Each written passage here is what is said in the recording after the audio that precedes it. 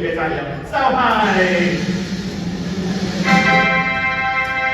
宣傳大使。宣傳大使。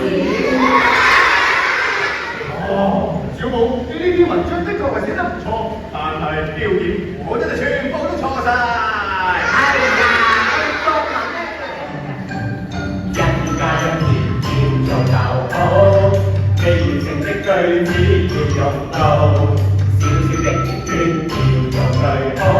我哋睇埋個幕，他連皇帝大叫即係講嘢喎，講嘢嘅時候我哋用咩標點符號啊？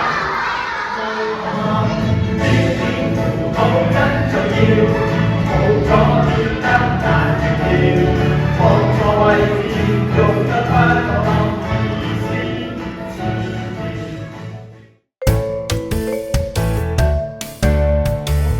做啲好重要嘅嘢，大家一齊話俾佢聽，佢幾多分？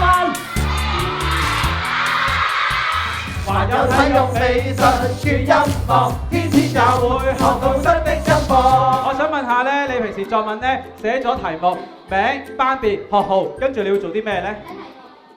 要睇題目嘅咩？每當有小朋友喺寫作嘅時候遇到文體困難，我文體特工就會出現。搞錯啊！咁嚴重嘅意外都冇得賠，你哋話啦，咁樣有冇天理？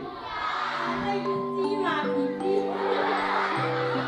我們一起已經6年了，感情也很穩定。記唔記得我哋作文嘅時候呢？我哋呢一定要睇清楚題目，分析題目呢個過程叫做咩名？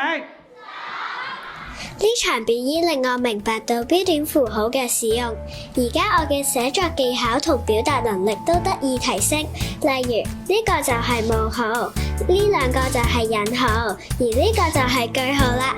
用完呢啲標點符號之後，令我寫作嘅文章更加生動有趣，仲可以準確咁表達我嘅意思。